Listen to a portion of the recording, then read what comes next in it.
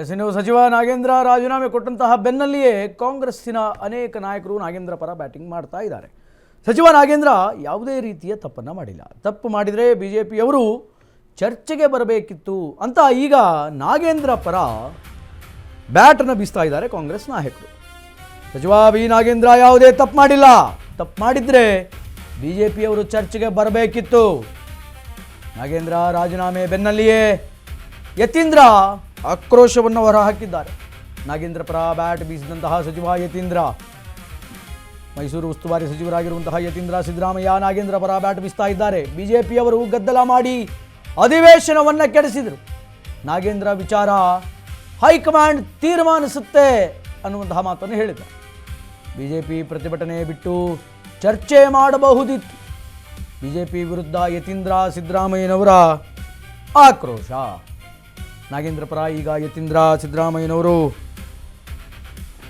Bat ಬೀಸ್ತಾ ಇದ್ದಾರೆ ನಾಗೇಂದ್ರ ಅವರ ಪರ. ನಾಗೇಂದ್ರ ಯಾವುದೇ ತಪ್ಪು ಮಾಡಿಲ್ಲ. ನಾಗೇಂದ್ರ ರಾಜೀನಾಮೆಯಲ್ಲಿ ಯಾವುದೇ ರೀತಿಯ ನಿರ್ಣಯಗಳನ್ನು ತೆಗೆದುಕೊಳ್ಳುವಂತಹ ವಿಚಾರ ಏನಾದರೂ ಇತ್ತು ಅಂತಂದರೆ ಅದನ್ನು ಹೈಕಮಾಂಡ್ ತೆಗೆದುಕೊಳ್ತಾ ಇತ್ತು. ಬಿಜೆಪಿ ಪ್ರತಿಭಟನೆ ಬಿಟ್ಟು ಚರ್ಚೆ ಮಾಡಬಹುದಿತ್ತು ಅಂತ. ಅದೇ ಕಾಂಗ್ರೆಸ್ನವ್ರು ಚರ್ಚೆ ಮಾಡ್ತಿದ್ರಾ? ಪ್ರತಿಭಟನೆ ಮಾಡದೆ ಹಿಂಗೇನಾದರೂ ಬಿಜೆಪಿಯಲ್ಲಾಗಿದ್ದರೆ ಕಾಂಗ್ರೆಸ್ನವರು ಪ್ರತಿಭಟನೆಯೇ ಮಾಡದೆ ಕೂತ್ಕೊಂಡು ನೀಟಾಗಿ ಕಾಫಿ ಕುಡ್ಕೊಂಡು ಟೀ ಕುಡ್ಕೊಂಡು ಬಿಸ್ಕೆಟ್ ತಿಂತ ಚರ್ಚೆ ಮಾಡಿ ಸಾಲ್ವ್ ಮಾಡ್ತಿದ್ರಾ? ಏನು ಯತೀಂದ್ರ ಅವರೇ ಸ್ಟೇಟ್ಮೆಂಟ್ ಇದು? ಬಿಜೆಪಿ ವಿರುದ್ಧ ಯತೀಂದ್ರ ಈಗ ಆಕ್ರೋಶವನ್ನು ವ್ಯಕ್ತಪಡಿಸ್ತಾ ಇದ್ದಾರೆ. ಓಕೆ, ಆಕ್ರೋಶ ವ್ಯಕ್ತಪಡಿಸಿ. ಆದರೆ ಇದೇನಿದು ಪ್ರತಿಭಟನೆ ಬಿಟ್ಟು ಚರ್ಚೆ ಮಾಡಿ ಅನ್ನೋದು? ಕಾಂಗ್ರೆಸ್ನವ್ರು ಚರ್ಚೆನೇ ಮಾಡ್ತಿದ್ರಾ? ಕಾಂಗ್ರೆಸ್ನವರು ಪ್ರತಿಭಟನೆಯೇ ಮಾಡ್ತಾ ಇರಲಿಲ್ವಾ? ಎಸ್, ಇದಕ್ಕೆ ಸಂಬಂಧಪಟ್ಟ ಹಾಗೆ ಯತೀಂದ್ರ ಏನು ಮಾತಾಡಿದರೆ ಕೇಳ್ಕೊಂಬರೋಣ. Byte please. ಬಲವಾದಂಥ ಸಾಕ್ಷಿ ಮಾಡಲಿ. ಅಸೆಂಬ್ಲಿಲೂ ಕೂಡ ಅದನ್ನೇ ಗಲಾಟೆ ಮಾಡಿದ್ದೀವಿ. ಅಸೆಂಬ್ಲಿಲೂ ಕೂಡ ನಾವು ಚರ್ಚೆಗೆ ಬನ್ನಿ, ನೀವು ಏನೇ ಪ್ರಶ್ನೆ ಕೇಳಿ ಅದಕ್ಕೆ ಸಮಾಧಾನ ಕೊಡೋದಕ್ಕೆ ನಾವು ತಯಾರಿದ್ದೀವಿ ಅಂತ ಹೇಳಿದ್ರು ಕೂಡ ಅವ್ರು ಚರ್ಚೆಗೆ ಬರಲಿಲ್ಲ. ಸೊ ರಾಜಕೀಯ ಕಾರಣಗಳಿಗೋಸ್ಕರ ರಾಜೀನಾಮೆ ಕೇಳ್ತಾ ಇದ್ದಾರೆ ಹೊರತು ನಾಗೇಂದ್ರ ಅವ್ರ ಬಗ್ಗೆ ಯಾವುದೇ ಬಲವಾದಂಥ ಸಾಕ್ಷ್ಯಾಧಾರಗಳಿಲ್ಲ. ಸೊ ಹಾಗೆ ಮಾಡಲಿ. ಅಸೆಂಬ್ಲಿಲೂ ಕೂಡ ಅದನ್ನೇ ಗಲಾಟೆ ಮಾಡಿದ್ದೀವಿ. ಅಸೆಂಬ್ಲಿಲೂ ಕೂಡ ನಾವು ಚರ್ಚೆಗೆ ಬನ್ನಿ, ನೀವು ಏನೇ ಪ್ರಶ್ನೆ ಕೇಳಿ ಅದಕ್ಕೆ ಸಮಾಧಾನ ಕೊಡೋದಕ್ಕೆ ನಾವು ತಯಾರಿದ್ದೀವಿ ಅಂತ ಹೇಳಿದ್ರು ಕೂಡ ಅವ್ರು ಚರ್ಚೆಗೆ ಬರಲಿಲ್ಲ. ಸೊ ರಾಜಕೀಯ ಕಾರಣಗಳಿಗೋಸ್ಕರ ರಾಜೀನಾಮೆ ಕೇಳ್ತಾ ಇದ್ದಾರೆ ಹೊರತು ನಾಗೇಂದ್ರ ಅವ್ರ ಬಗ್ಗೆ ಯಾವುದೇ ಬಲವಾದಂಥ ಸಾಕ್ಷ್ಯಾಧಾರಗಳಿಲ್ಲ. ಸೊ ಹಾಗೆ ಮಾಡಲಿ. ಅಸೆಂಬ್ಲಿಲೂ ಕೂಡ ಅದನ್ನೇ ಗಲಾಟೆ ಮಾಡಿದ್ದೀವಿ.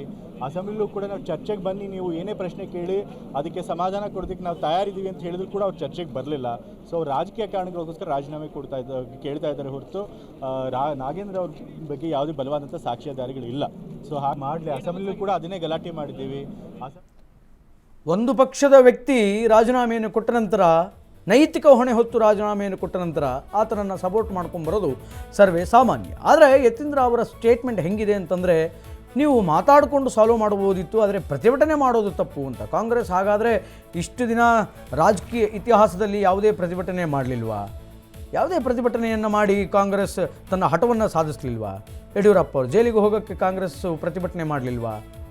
ಮುಖ್ಯಮಂತ್ರಿ ಕಂಟಿನ್ಯೂಸ್ ಆಗಿ ಬದಲಾದ್ರಲ್ಲ, ಅದಕ್ಕೆ ಕಾಂಗ್ರೆಸ್ ಪ್ರತಿಭಟನೆ ಮಾಡಲಿಲ್ವಾ?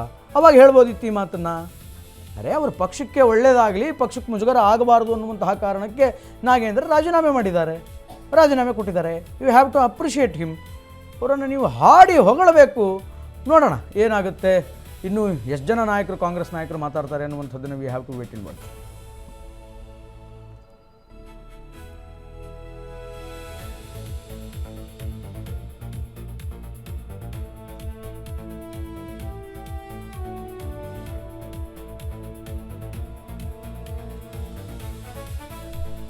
ನಾಗೇಂದ್ರ ವಿಚಾರವನ್ನು ಹೈಕಮಾಂಡ್ ತೀರ್ಮಾನ ಮಾಡುತ್ತೆ ಅಂತ ಯತೀಂದ್ರ ಹೇಳ್ತಾ ಇದ್ದಾರೆ. ಬಿಜೆಪಿ ಪ್ರತಿಭಟನೆಯನ್ನು ಬಿಟ್ಟು ಚರ್ಚೆ ಮಾಡಬಹುದಿತ್ತು.